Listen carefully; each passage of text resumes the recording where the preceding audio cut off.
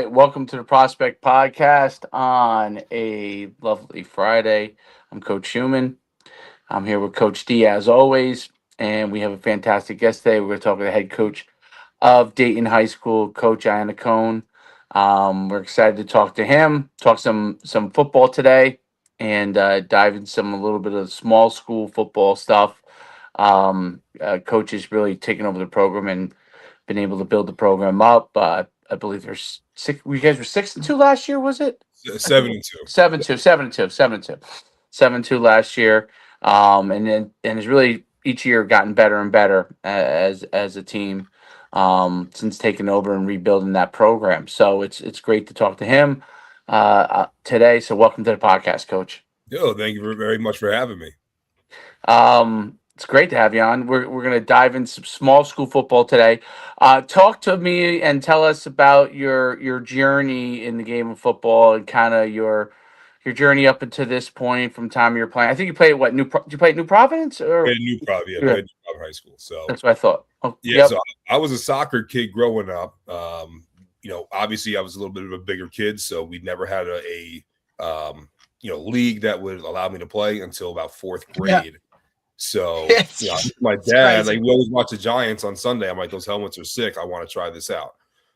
So my mom was pretty adamant, like not playing football, more so to get hurt. I said I could get hurt doing anything. I could get hurt doing baseball or, soccer. So my mom gave me the green light, went to my first practice. And as soon as I hit somebody, I was like, this is awesome.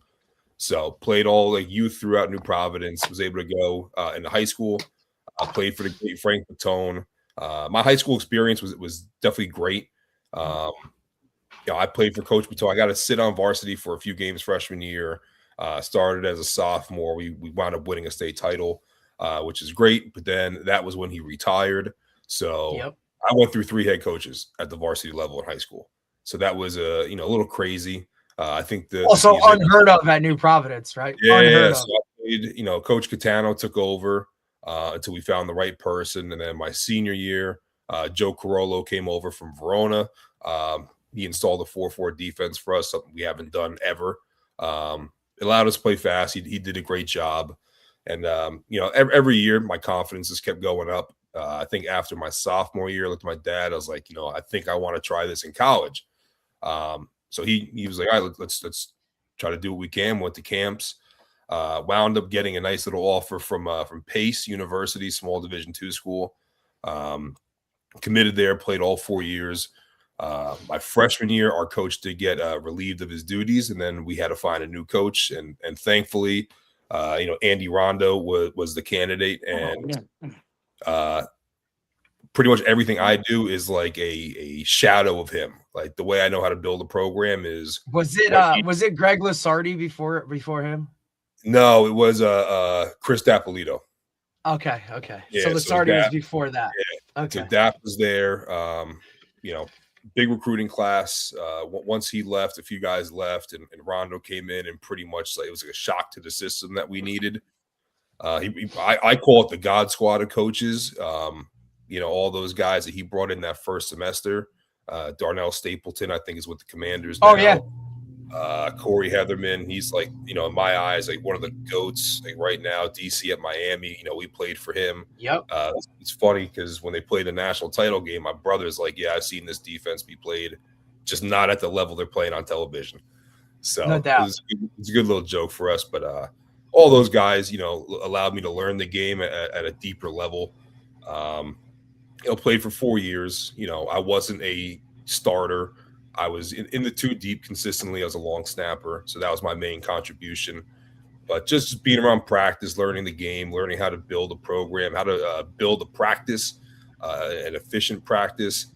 I learned all that from Rondo, Gruber, Heatherman, Gil Martin, all those guys. And once I graduated, I was like, I want to jump into high school football. So my first instinct was, let me do what everyone in New Providence does. Let me try to go back home and coach. So I reached out, didn't really work out. But thankfully, one of my teammates from high school, he was at Madison. I think he left. He got me in contact with Chris Kubik, and he gave me a shot. So very grateful for him. He just retired. So, Coach, if you're listening to this, best wishes.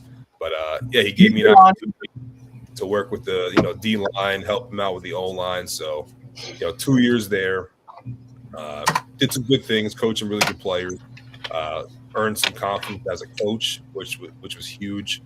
And then I wound up getting a job in Springfield at Dayton High School, and that first year I was teaching was a COVID year. The head coach stepped down, so I'm like 24 years old.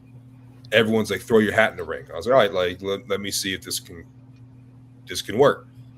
So I threw my hat to go from like a volunteer D-line coach for 2 years to being a head coach. Like, big undertaking, but I believed in myself. Wound up not getting the job, so that was definitely deflating. Like, you want like your dreams to come true at a very early age. Our AD at the time pulled me in, kind of gave me some words of wisdom. But I did come on the staff as a D-line coach. So I was working there for 2 years, and then our head coach called me up as a look, I'm not coming back. Like, I think you're ready to go. So I interviewed, wound up getting the job, and now we're here today as the head coach at Dayton High School. Very, very cool. And what was it like taking over, right? The program, you had to rebuild the program. What was that process like for you? It was it's a lot. I mean, just to go from like the youth program into the high school program, trying to get numbers, build the roster up. When I took over, I think we had 27 kids when they were all there. And that was a big gift. So some games we were rolling in with maybe 22, 23 kids. A majority of our freshman class never played football. So that was, getting a kid in a 3-point stance. Like something I learned in 4th grade, we got to teach these kids who are 14 years old. They have no idea how to put the shoulder pads on, how to buckle them. So all the coaches are teaching them how to do that, how to put the helmets on. So yeah, we had low roster numbers. So, the first year was good. I kept the offense the same. We were a triple option team. For our identity, we needed it just to stay competitive. I think it's a pain in the rear end to try to stop the veer. So I think we wound up going 4-6 that year. Won some good games, had some good players, and then the next year we attacked the weight room. That was the biggest thing. We needed to try to find any eligible body to come out and play football. So we grew the roster from like 23 to about 45, 50, something on a good day. Something that Springfield hasn't had in a while. But that was a big culture year. I was playing some games last night with my buddy, and he even said, that was a massive culture year. Like, we had to figure out what our true identity was. What are we going to do practice-wise? What offense are we going to really try to settle into? And how do we face adversity? So I had a whole philosophy going into when I first started, and I stole everything from Rondo, and I'll tell him that all the time. It was find a way to get it done. But with these He's been on as well, buddy. Yeah, we had Rondo on a while back. Yeah, really nice guy. I stole everything, find a way. To me, it was just like nothing was tangible. So how do we find a way? And for me, I couldn't answer that question. So I'm like, I got to do a little bit of a deep dive. And I was going on like social media, and I see one of these memes of somebody trying to get like a thing of gold in like a gold mine. And then Rondo always used to tell us give us this analogy of a water pump. So I was like, you know what, like, screw it. We're going to go all in on the keep pumping. So I made this, analogy that we're going to keep pumping. Like, we need water. Water is, the foundation of life. As long as we keep pumping, it may not happen, on the first 2 or 3 pumps, maybe after 50, we get a whole bunch of water flowing, and that's going to give us the ability to win games. So we kind of flipped the terminology in our program to keep pumping. And these kids would play for 48 minutes, whether we were outmanned or, just weren't as talented. These kids played for 48 minutes, did everything we asked.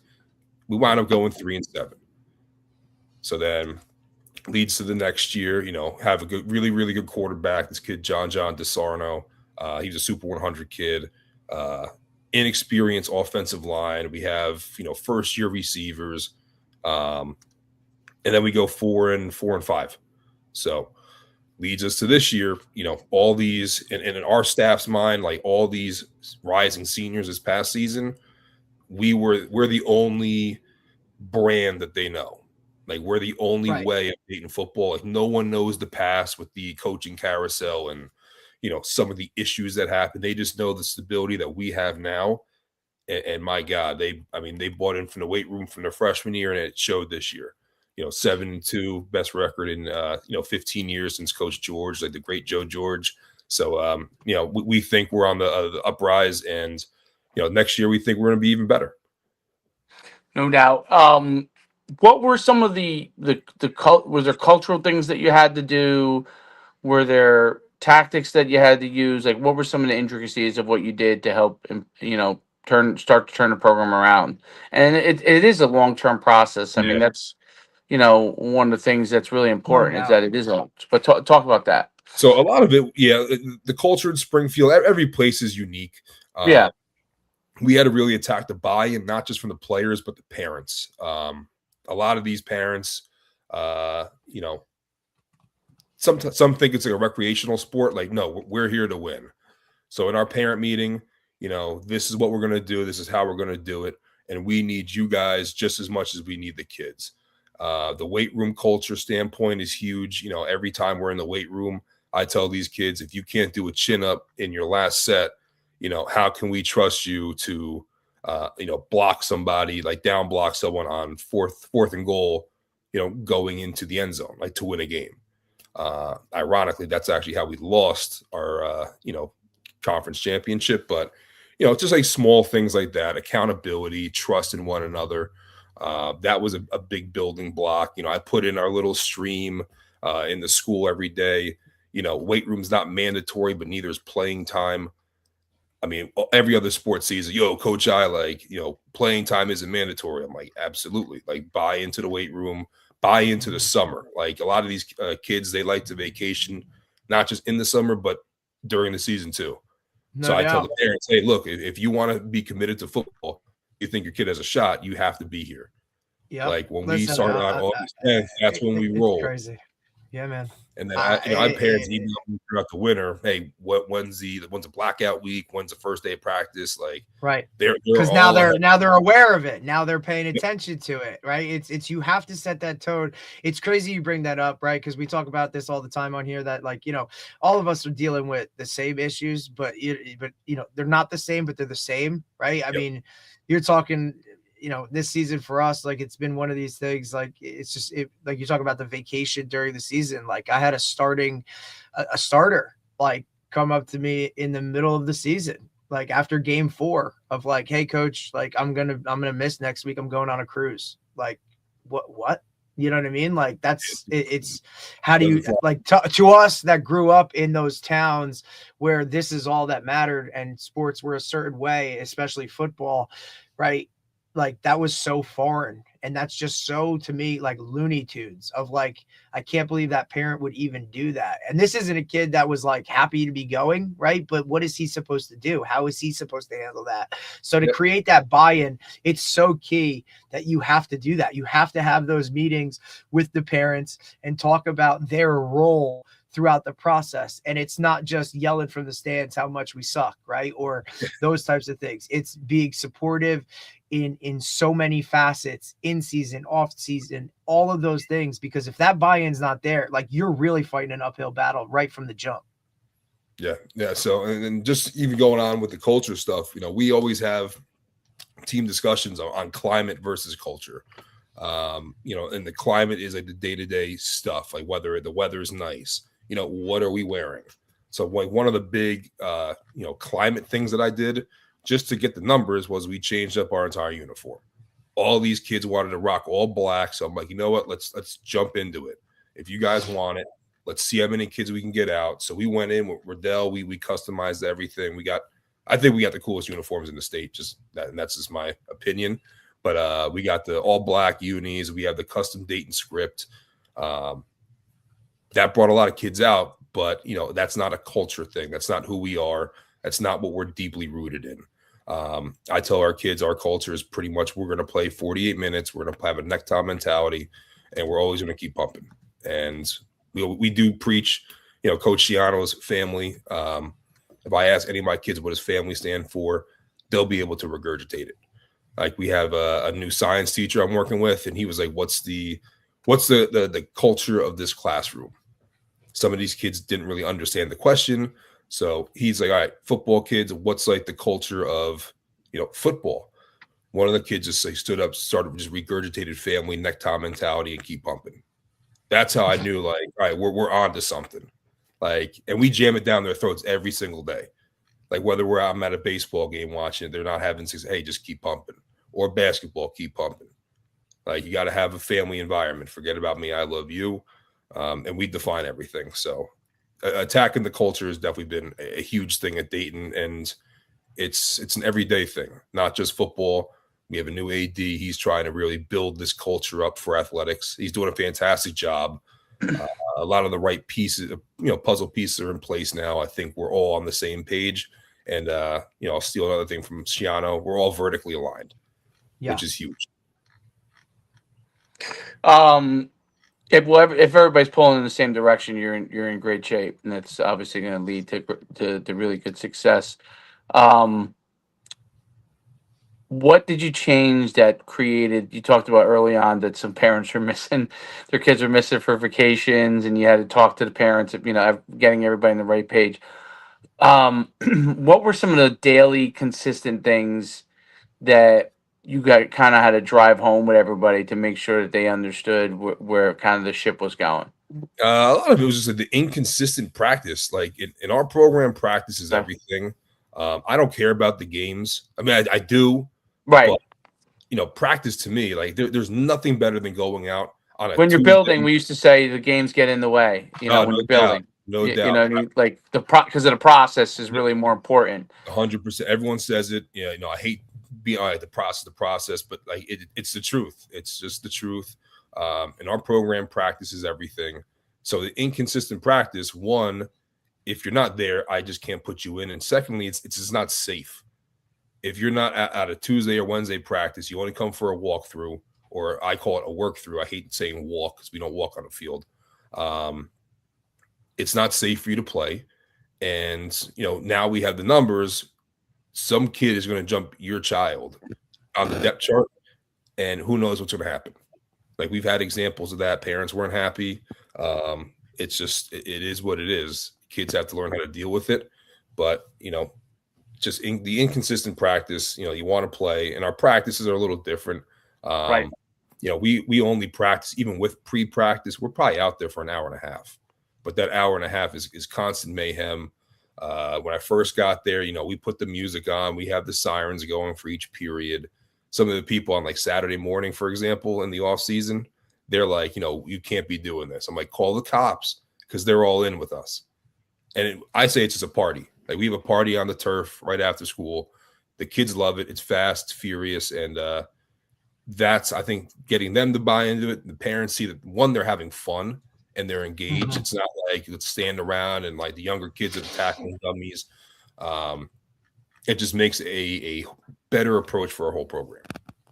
No, well, you almost can't afford, right? With the low, like with your, I don't want to say low numbers, but just your smaller school environment. Yeah.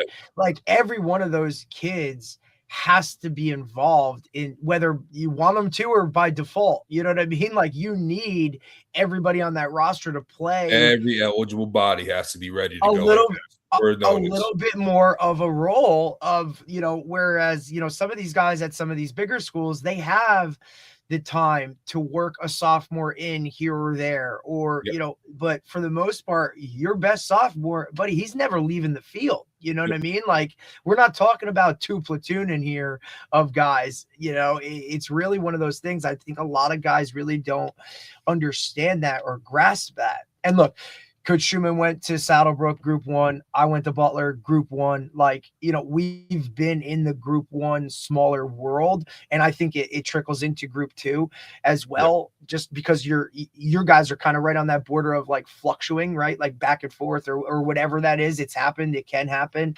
You have one bad season, but like we're talking, hey man, if that guy goes down, that could actually be your entire season. Not that everything relies on one player, but a lot of it could if that kid is that kid. And I think it's also one of those things that now even those guys that maybe aren't your best quote unquote player, right? Or to have those skills, you now have to develop it at a bit of a different pace, and they're kind of thrown into the fire by default. So if your practices aren't geared with that standard of it has to be high pace, it has to be high paced, it has to be fast, it's got to be as close to a game like situation, because those guys are getting in games way sooner than maybe we would even want them to. So now it's our job to prepare them, one, like safety aspect, right? Like in health, just to be like, absolutely. Hey, are you prepared to go against this kid who's a senior and gonna, he's already ready to go? And then two, just like for that mental side of, I want you to go into it with every bit of confidence you have. And I think a lot of that's built in that off season where now you can transition it. Now we're on the field, but your practices, man, like they have to be structured with these, I call them this group of squirrels, right? Because these kids nowadays with social media and all this stuff, like you only have them for a very short time period of where you're going to have uber focus. And if you're not getting it in at that point, like it ain't going to happen. Yeah, our strength coach in the offseason, just piggybacking off of that, does a great job. We're really blessed to have a full strength coach on staff. He's a PE teacher. Amazing. But, we say everything that we do in the weight room, we reflect what we do in the weight room on the field. Like our workouts are maybe 35 minutes tops, and these kids are absolutely sweating their tails off. Like they get after it, but all we ask is 30 minutes. And then that speed that we get in there and we learn in there, we were able to take it out to the field. So, it's a total reflection of what we do. But yeah, like I always say too, we're trying to expedite a 6-year process in like 10 weeks. Right. Like, it's not an easy task to do, and trying to develop all these kids. And then, this year we're kind of close to getting a 2 platoon. The O line this year being one way and the D line being one way. Huge. Wow. Like my eyes are like, it blow. We won probably 4 games because just on that. Because the first 2 games, all right, we had, kids going both ways. Then I was like, screw it. You're playing offensive line. You're playing defensive line. In practice, you're going good on good. Then come the game, all these kids are going 2 ways. By the middle of the second quarter, our kids are like, yeah, just run the ball to my side. I'm going to pummel this kid. Right. And then, we played Roselle Park. We're down 3 scores. We didn't play well in the first half, but those kids were gassed in the second half. No doubt. We were able to run the ball. We hit some RPOs. We're getting, TFLs out the wazoo. We're on winning the game. I'm like, it's because we have one-way guys. This year, we're going to rinse and repeat it. And, hopefully, these kids is in the system for another year, makes them that much better. Well, what have you seen? By the way, those practices, I think going short is so important, and moving fast, and getting in, getting out of workouts is so key. Keeps them in there. What have you seen as far as things that they've really improved on each year, stacked over the year before? That you said, like, what are those kind of milestones that you're like, all right, we're doing this now well. Okay, now we're doing this really well. So that's gonna, we know that we're gonna be able to if we play well, have a certain amount this amount of chance at victories, right? And now we're doing these things well. Like, so, and maybe you mentioned a little bit with the O line and D line. That might be one of the things that obviously it's definitely huge. One, like when we started off, we had to get our technique down. We changed how we coach stuff up front. Whether it's a stance, like we had the tackles 2 years ago and 2-point stances. I was the OC. I wanted it. I kind of stepped down from that. One of our other assistant coaches became the OC. Like, no, hands, everyone's in a 3-point stance. So like the technique was huge for the first 2 years. Year 3, you're trying to go a little bit more tempo. We introduced it at practice, couldn't really handle it. Probably towards the bottom, quarter of the season, we're able to go a little bit faster, not to where we have to be now. But then, just our football IQ, honestly, with the pre-practices before on both sides of the ball, for the quarterbacks, understanding leverage, DB leverage. Now our receivers know, okay, if our free access, if you're playing inside, I'm running this out. So on and so forth. Offensive line knows, okay, if they're in an under front, this is how we're going to block it based on our rules. Defensively, our safety knows they want to, motion. We'll roll down this safety. This person has to go to the deep third, depending on if we're in cover 3 or what coverage we're in. Just their football IQs, and they're like sponges. Like this year, they just wanted more. We'd have practice. We would film everything. Probably about 7:00, we have a Zoom meeting. These kids, we have like 50 kids on there. So it's just their football IQs that have gone up significantly. We're able to understand down and distance a little bit more. If it's third and 15, what are they likely to do? Like I always tell the kids, like you may think they're going to try to throw the ball deep, but if you ask me, probably running some type of a draw just to get a few yards back, and depending on the field, where we're at. Technique was the first thing. Tempo was second. Now our football IQ, like these kids they're a lot brighter than when I first started. No doubt. I think that it's the football IQ is a really, really difficult thing for them to learn when they don't have a huge base.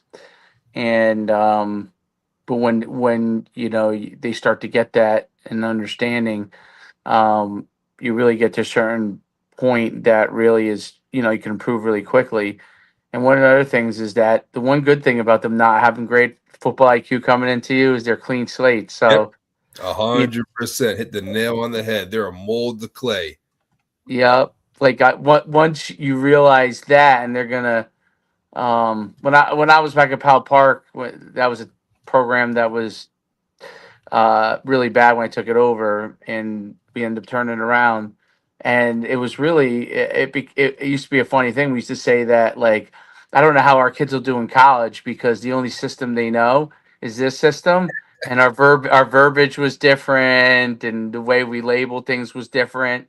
So I used to always be like, hey, you got to really pay attention when you play in college to how everything's changed, because it's gonna sound like a whole different language, because our language was different than some of the things that they people use.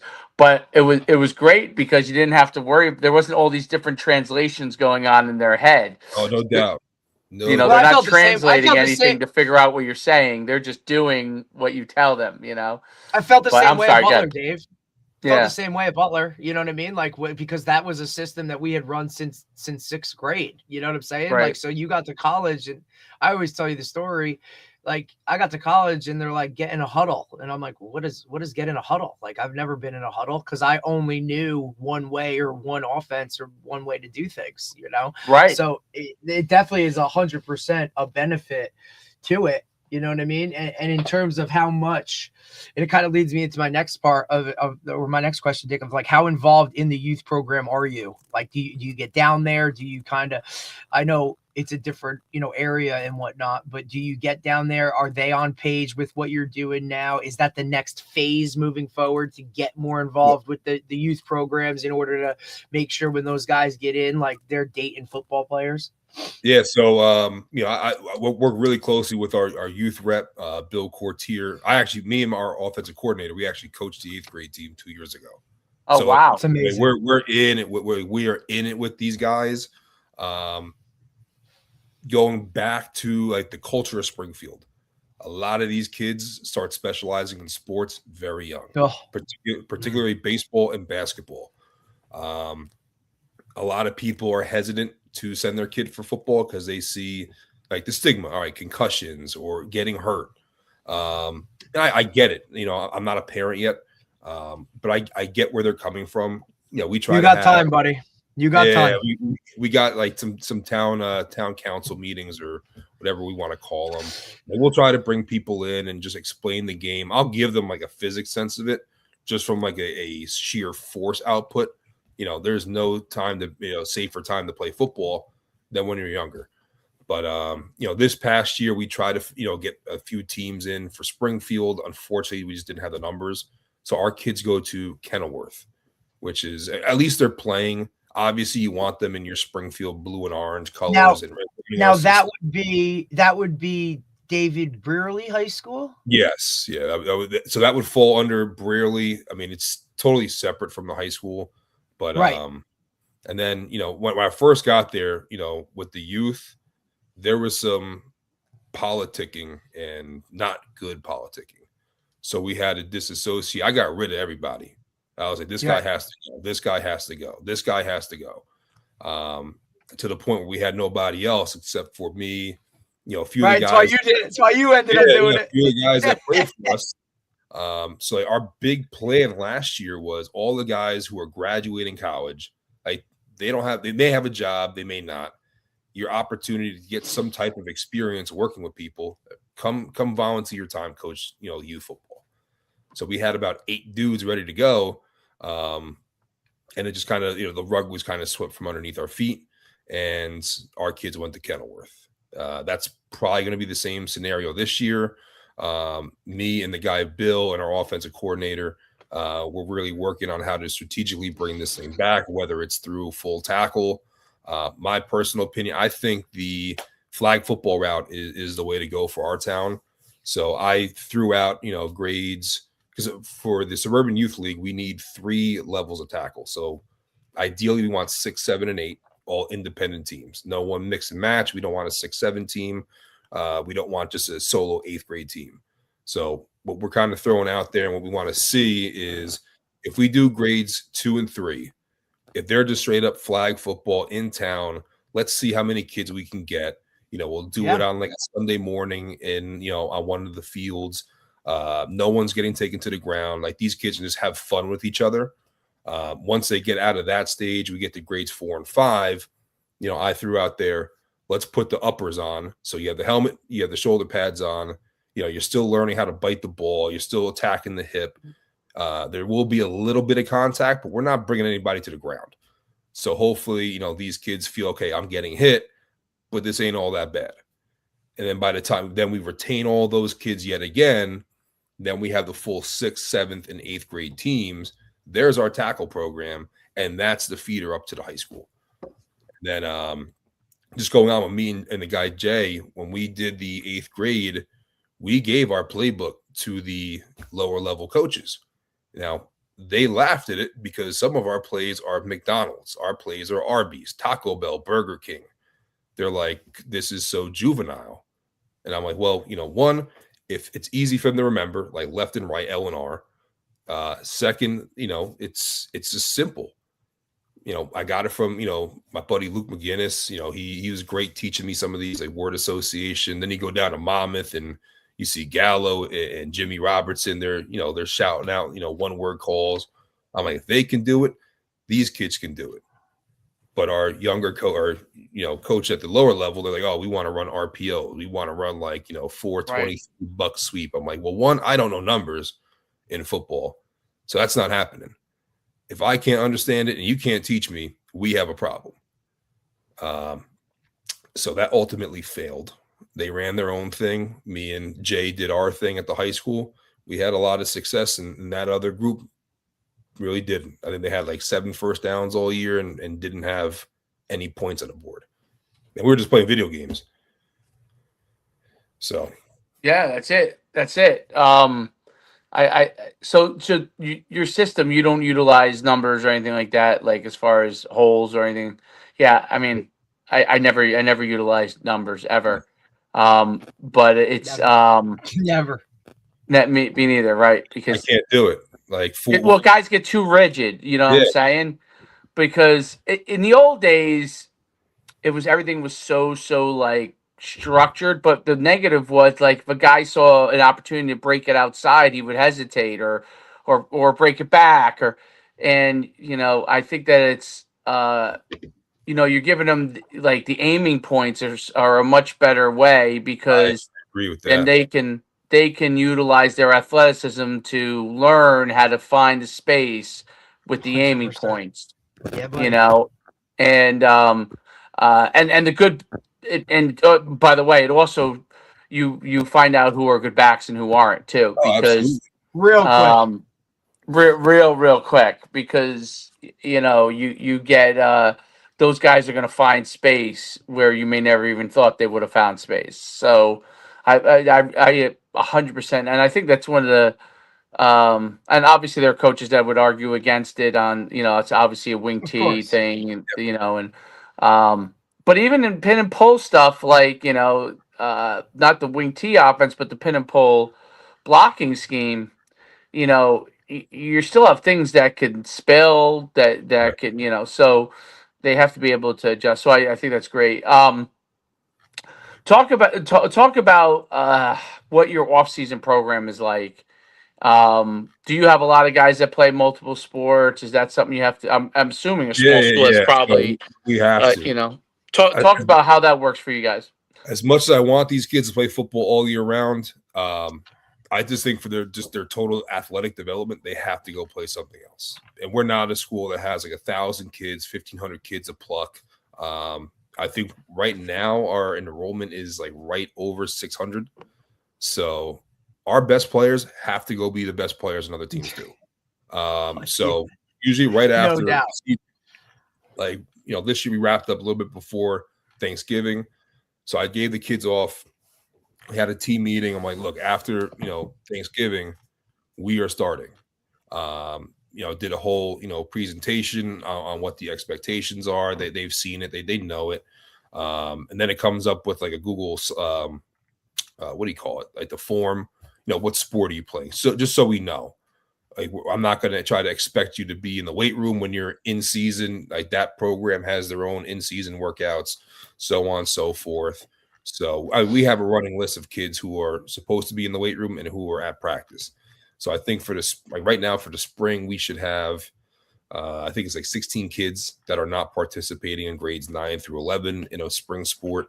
And then I think the winter was a little more. I think we had about 20 kids that we expected every single day.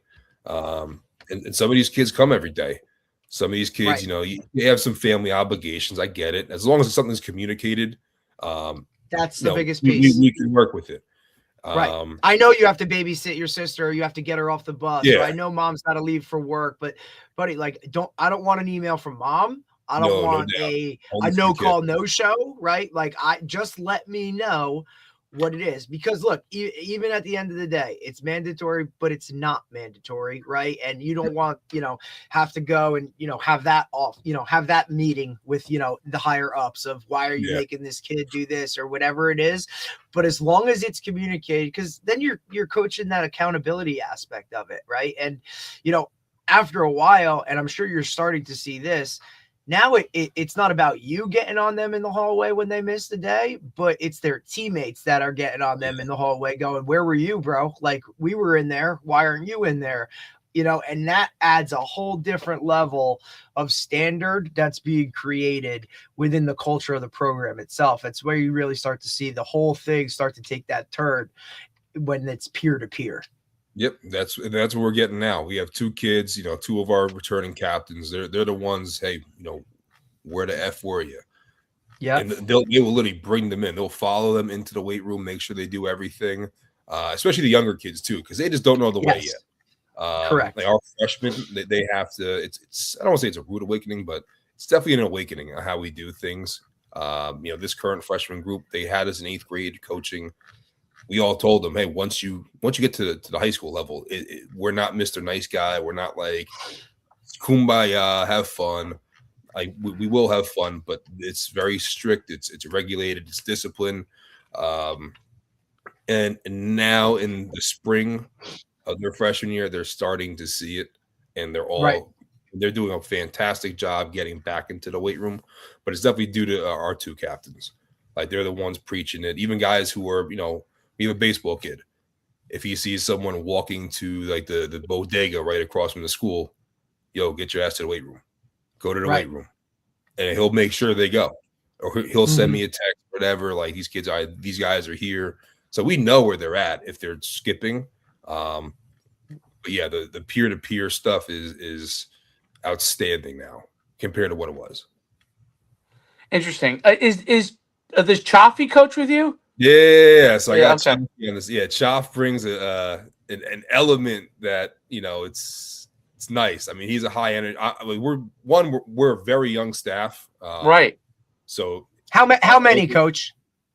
Oh God, we had 9 on paper, and then that's now good. With success, I mean, we have more guys who are coming out of college like, let me get on the staff.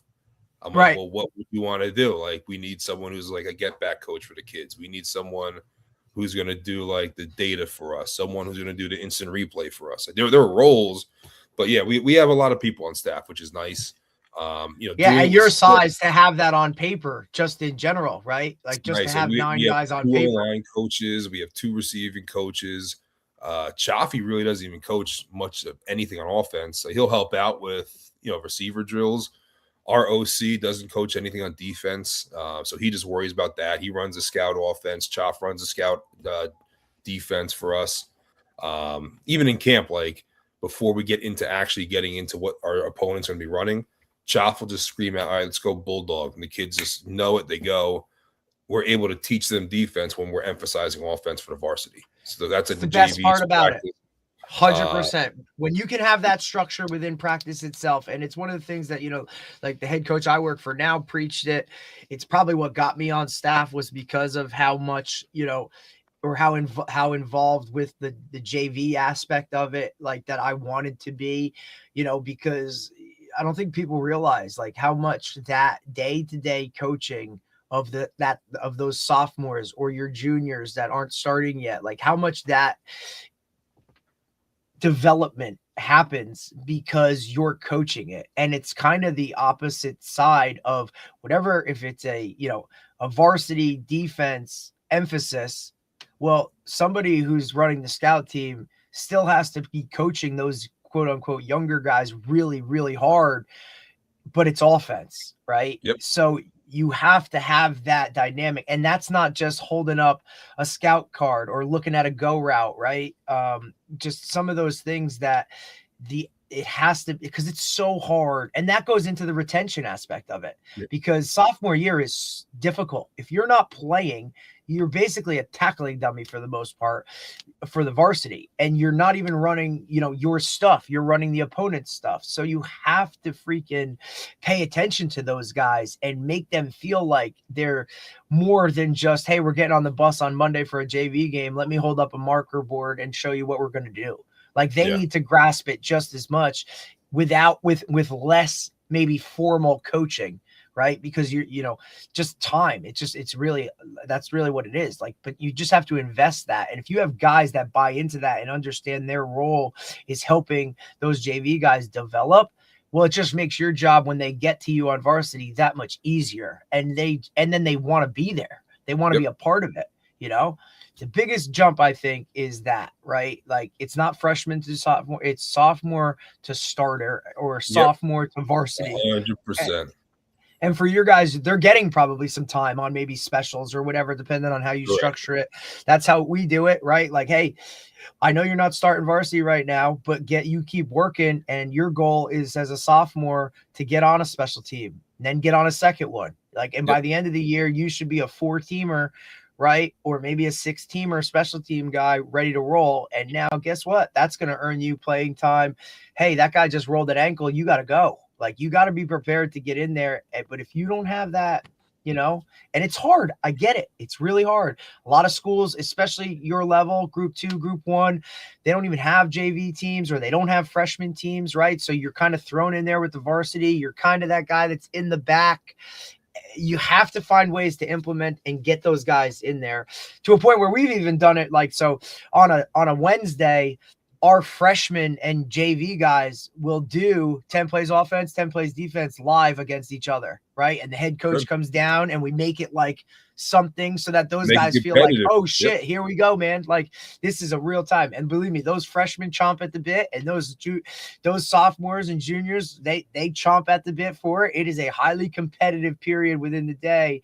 I mean, we've even brought it down the varsity to be like, hey, why don't you guys watch this right now and see how these guys are like trying to take your jobs eventually. Yeah, it's awesome. Right? It's awesome. You have to structure it like that. And it's really, it's what's been cool about this podcast is in the talking to other guys, right? And how other places do it on a national level. Because I mean, look, we talked to coaches from Texas where, look, their JV squad is an A team and a B team, and their freshman team is an A team and a B team. There's like 5 levels in Texas. 100%. And those guys are like, hey, like this is what it is. So you got to find ways to do it, man. And it's awesome to see that you're still, it's important to you guys, and it's where the real development happens. But above all else, that retention of, you just want however many of those guys that come in as freshmen stay through all 4 years. And that's hard because it's going to trickle through, right? Like football is really absolutely difficult in that aspect. But if you can just keep your numbers where they're at, just bodies, right? And then you can start to kind of chisel and go from there. It's really awesome to hear that you have that. We're trying to, in a realistic world, I would love like 75 plus kids. Are we going to get it? Probably not. I'm going to aim for it, but if we can stay around that 60 to 65 range for our program, that is outstanding. But even going back to like the staff, though, like I'm the only one that's not a Dayton grad, so it means a lot to everybody. Like they're all coming back home. A lot of younger guys. So, I mean, the energy is it's contagious. Like if I'm having a bad day, like the kids are gonna know. Once we get on the field, if we're all jumping around, we're running with the kids. We're in it with them. They're just gonna feed off it, and then it's an infection, and it's a good infection. So like having those guys like Chaffee and the Martin kids, trying to get OG Coach Martin back would be awesome. So awesome. I have to jump, Derek, because I got to go. I tore my bicep, so I got to go see if I need surgery or not. That's what happens. That's what happens when you're lifting too hard at 52. So don't do that at 52. Don't be lifting too hard, because that's what happens. But I will.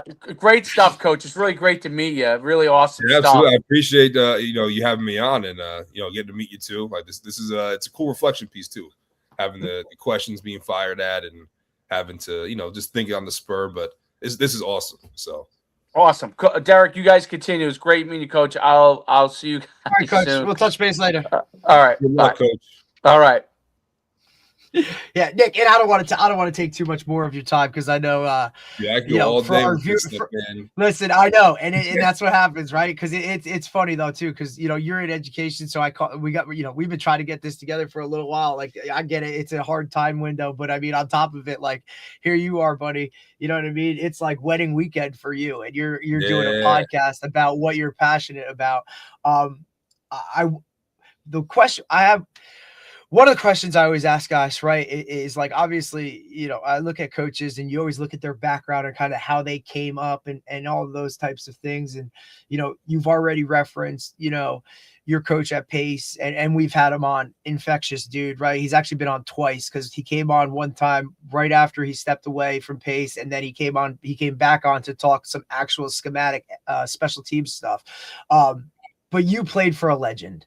And I was fortunate enough to see Coach Batone for a really long time develop and grow and have an amazing program at New Providence. We were talking off air, like there wasn't a season where I was at Butler, whether it was growing up or whether it was when I was playing, where New Providence wasn't somewhere on that schedule of whether we're playing them in the first round of the playoffs, whether my senior year we started scheduling them in the regular season, which was like, what are we doing? You know what I mean? Type of thing. Coach Batone, an absolute legend. Do you think, or what did you take from him and have transitioned and used along your coaching path? Some of the things that you thought were, hey, I'm definitely going to have this as part of my program because of Coach Batone, or maybe some of the things that, hey, you know what, like I'm going to do this a little different, right? So what are some of those things, if any, that you've used from him kind of now with your program at Dayton? I got Coach Batone on the tail end of his career. So I got like when he was more of a figurehead. When he was younger, I mean, he was, dude, I heard it's a dictatorship. But no doubt. But that's how football was back then, right? Yes. And we talk about that all the time, the evolution of coaching, where for the most part, if you don't have that culture within place, that dictatorship shit don't work anymore. Hell no. Like you ain't telling any kid what to do without them firing a question back to you like, well, why? And some of these OGs take that like almost offensively, right? Like, what do you mean you're asking me what we're doing? We're doing it because I said we're doing it. And that's just not how it is. I mean, you can look at even the NFL guys, man. Like that's why Saban's out. right? Or some of those guys, like they just don't want to deal with it. NIL, and you have to know the dynamics of your town as well. Like you said, like you walked correct. into a political situation, you know what I mean? Where a lot of that stuff, like you had to kind of temperamentally, okay, I can go about this way. I can do it this way. And look, I worked for Coach Toll at Bosco for a year. You want to talk about dictatorship? Like, buddy, that's old. That was old school OG of like, this is what we're doing. And if you got a problem with it, like I'm going to grab you by the face mask and I'm going to let you know the way it is. And that's 2012, right? So I understand where you're coming from with it, but like, you know, talk a little bit about how like maybe like that structure of what New Providence was with the expectations, right? How has that kind of trickled into what Jonathan Dayton High School is now? Well, I mean, I think Coach Patone had a lot of proven principles with how he conducted his whole program, especially with the youth level, you know, getting into high school. He always preached multi-sport athletes, wanted us to, you know, play basketball or wrestle, you know, do track. But I think everything, it was a whole calendar year. I mean, we had, you know, obviously you had the season. He would bring the high school, you know, team down to the youth for the first week. So we're running the same plays as them as like fourth graders. We're watching the varsity run. And then the eighth graders, then seventh, sixth, all the way down to, you know, the lowest. And then he would bring all the kids to the games. Like that was being a water boy in eighth grade. Like, I'm looking at, I'll drop some names like Jimmy Siragusa, like tremendous player. Like I think he jumped over like a water jug on the table, and I was like mesmerized. Like this guy is like a freak athlete, and I'm on the field like giving him a water. Coach, it's so funny you bring that up because there's just a clip that went viral. Greg Olson was on his show, and he said they asked him like, hey, when you were younger, like what NFL player did you want to be? And he literally said, he's like, look, we all had our NFL players, yada, yada. He goes, but the guys that played for my dad in high school, like when I would be the water boy and, you know, I'd get to change their cleats before a game because we all had the screw-ins back then, right? Like he had to replace the cleat. Or they asked me, hey, can you go grab me a water quick? Like he talked about the impact that those high school guys had on him. Like that's why he wore the numbers he wore, or, you know what I mean? Like he mimicked and wanted to be those guys. So it's so funny that you bring that up because, you know, those guys were the star. And I felt the same way at Butler. No doubt. Like this is the whole community aspect. Like you know, eighth grade, like I wore 66 in high school. This kid, Andrew Tulo, you know, looked up to him. He was a great player from New Prov. You know, kind of, we had similar bodies. I'm a little bit, you know, thicker than he is. When he graduated, I went up to him and I'm like, look, dude, like, would you mind if I wear your number? Like, that's a cool thing. Like we always say, no doubt. We always had it in the back of our camp shirts. I think it changed here. But it was always continue the tradition. You know, this is what we're going to do. We're going to be hardworking kids in the weight room. We're going to out physical you on the field. We're going to play for 48 minutes. And Coach Patone gave us a lot of freedom, especially that last year. Just, I mean, the sheer talent level on our team was ridiculous. I think we had 30 some odd kids go play. What was that year? 2010. Was your last season? No, that was our state. That was his last year. That was my sophomore year. His last year. So his last year coaching was 2010 season. 2010, right? 2010 right. season. Because I was 7 years before, right? Like my senior year was when Coach Liberato had come over from Summit. You probably have the Brandon Doyles and like the Jimmy Munches, all those guys. Yes. So that was the crew that I kind of dialed it. Yep. So we dialed it up. Man. I remember regular season, right? My junior year and senior year, we played them regular season because the state had restructured kind of some of the sections or whatever, and they were kind of in that other one. But I mean, look, I look at like Butler's four-peat in the 90s, 94, 96, 97, 98. Butler won them straight through.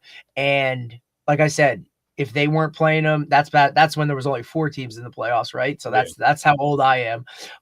But that's when, look, you either saw New Providence in the first round, or it was, hey, this year we're playing at New Prov for the state championship, or hey, New Prov's coming to us this year for the state championship. So you just grew up with that those elements, right? And it was the same for me. Like, and I took a lot of those things, and I always tell guys, I reference it above and beyond.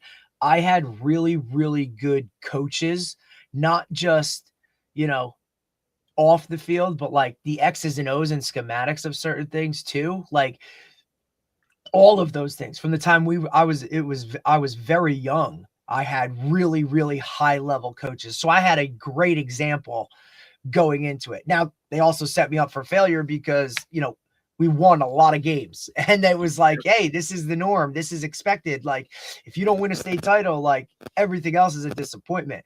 So, you know, in moving into coaching career, here I am 17 years later, and I've only been to MetLife twice. You know what I'm saying? And we've lost both times, but it's the expectations, I think, that are created when you're in those higher level programs. That, look, it wasn't just, hey, win this year and then next year we're back to losing. Like, the sustainability of what it took to create that program is a multi-year build. And look, Coach Schumann's done it. I mean, he's taken over some programs. I mean, he talked about Palisades Park. Like, they literally dropped to JV for a year and then bumped back up. And then he ended up, like, you know, in the state final as well, right? Like, so he's always been a builder of programs too. Yep. I just think that sustainability aspect, because anybody can put it together for 1 year, especially at the smaller school levels. When, look, you have a good QB, like, you could probably get yourself pretty far. You know what I'm saying? Like, you're going to win more than you lose, but to sustain that year after year after year after year takes that constant standard. Like, we need to reach this, and this is what the expectation is.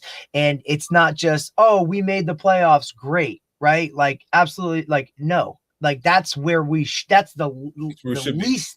Right. Like, we're expecting you to be there.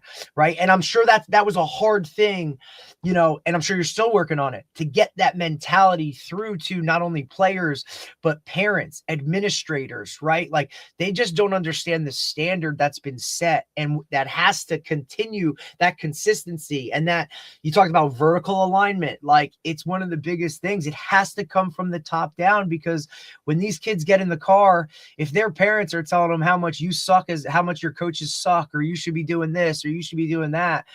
Like, well, guys, these are 16-year-old kids. Which way do we expect them to go? They're going to side with mom and dad. They 100%. Have to. They feed them, for Christ's sakes. You know what I'm saying? Like, this is what we're talking about. Hey, this is stuff that I think I finally said out loud in, like, a staff meeting. I'm like, who are they? If someone's teaching, hey, I want you to block with your rear end.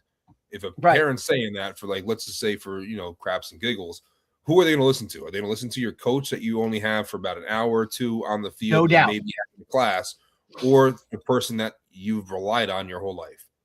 They're going to listen to the dad.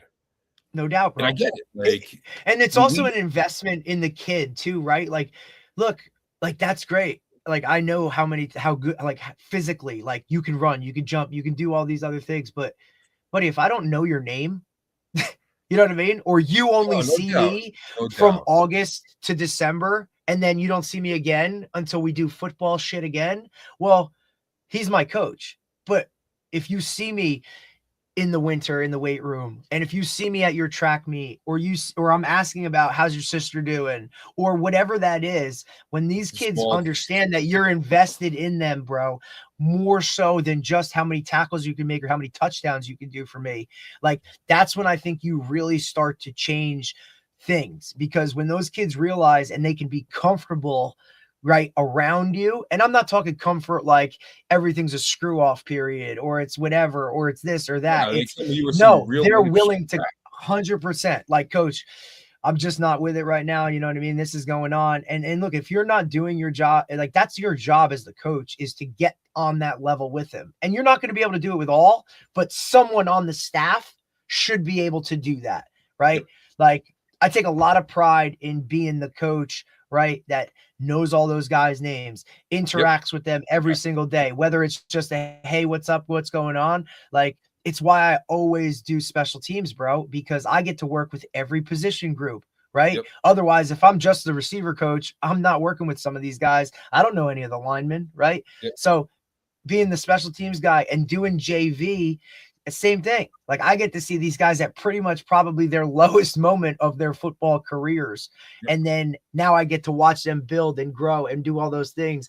And I think if you ask my players, like that's one of the things they'll say is like, yeah, Coach D's real because he's going to have those conversations that I don't want to hear. Like, hey, you're not going to Oregon. But he also is willing to have those because he cares that much. Yeah, you know, absolutely. I'm not just going to keep it shiny and whatever and tell you what you want to hear because, you know, look, man, you ain't going to go to Oregon. Right. Like, but I do think you can go to Pace and dominate. Right. Yep. Or, hey, I know academically this fits you better. Right. And that's for those guys. And I think we too get caught up as coaches in the whole one winning because look, who doesn't like to win? That's great. But also like, oh, well, you know, I got to get guys in college or whatever. Like that might not be the track for some of these guys. Some of these guys literally might just want to have a really good high school career and enjoy playing the sport. And then, hey, they graduate, they're going to go to Arizona State and enjoy life, right? Like they're going to go to Georgia and just be a fan. Like, and that's totally okay too, bro. But you have to figure that stuff out as a coach and then kind of go with it from there. And I think that's one of the most pivotal parts that coaches miss is you have to develop real life relationships with these kids because that's what it is. Like this isn't that militant discipline type of you do this because I said this and kids are just going to go along with it. Like that's not how they're being raised anymore. Those days are over. Those days are everything's asked for the why. If we can't answer why, then why are we doing this? Because they can literally go to their phone and find out the answer and they'll know if you're bullshitting from step one. You know what I'm saying? So you don't like honesty has to be the best way. If you don't know something, just own it and let them know, bro. And I don't want to take too much of your time, man. I know you got bigger things this weekend. I just look, man, closing thoughts, anything you want to leave us with, you know, feel free.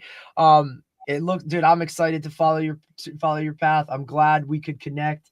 And that some of these guys linked up and said, hey man, you might want to have this guy on the show because what he's doing is a really great thing.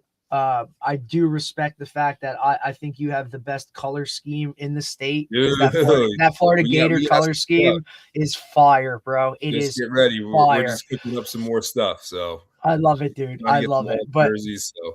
Yeah, so feel free right now, Nick. Anything in closing, leave us with some thoughts. You know what I mean, moving forward, and then we'll get you out of here. You can go. Yeah, I just think this is a great thing for I think the coaching community. I think a lot of people, I don't want to say work in secret, but you know, being able to share thoughts with you know peers and colleagues, and no doubt knowing that we're all on the same path. I think it's something that I think more people need to hear.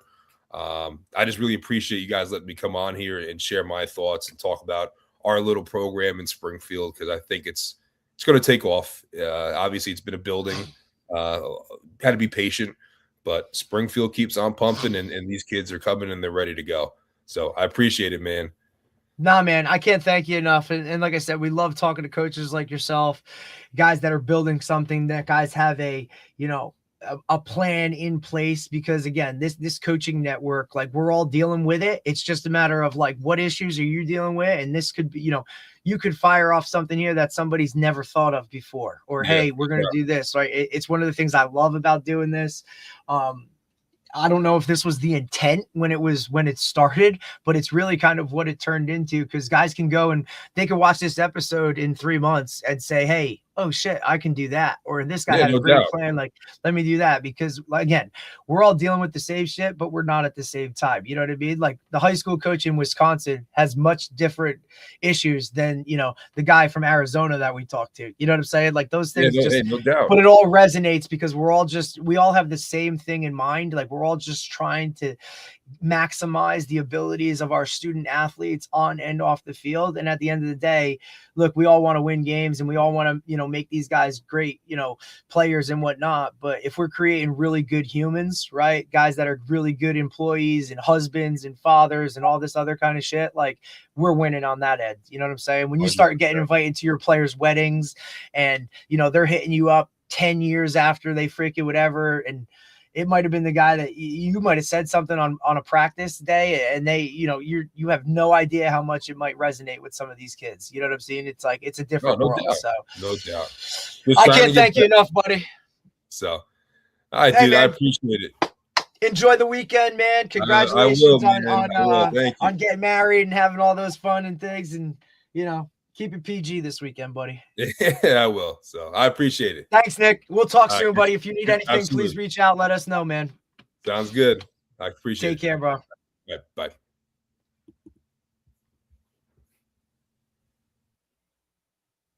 All right, guys. Awesome way to end the week. Coach Iannacone doing great things at Jonathan Dayton High School here in New Jersey. We talked about a little bit of that small school stuff and kind of the changing of a culture when you get into a building.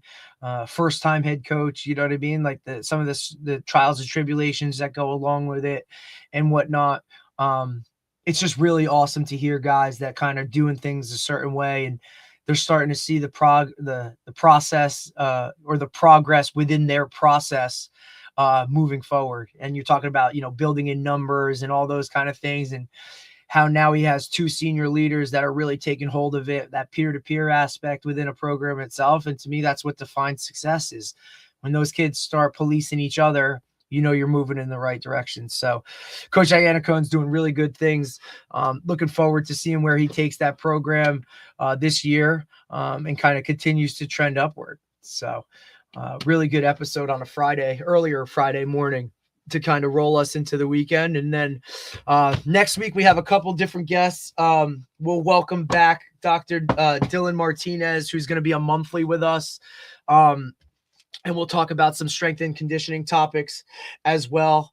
And then at the end of the week, next week, we have head coach Jeff Gallo, recently named head coach Jeff Gallo, longtime assistant at Monmouth University.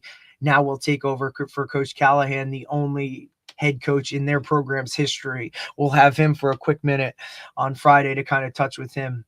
So can't thank you guys enough, tuning in, watching these episodes. Like I said, that was episode, what did we just finish up? Episode 340, right? So if you would have asked me if we'd ever get to 340 before that, I mean, hell, it's just awesome to see kind of where we've taken this thing. And, feel free to reach out, DM. If you have anybody that you would like to see us on, go visit the website, prospectpodcast.com, with the slew of guests that we've had and direct hyperlinks to those episodes and whatnot, because we can take something from every one of them.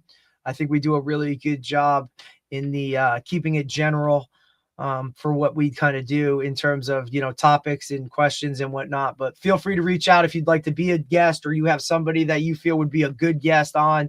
I'm always taking inquiries and asking those types of questions. But everybody go out, enjoy your weekend, right? Go to a youth game if you have them, right? Sit in the stands. Don't be that parent. Take care, guys. We'll see you next week.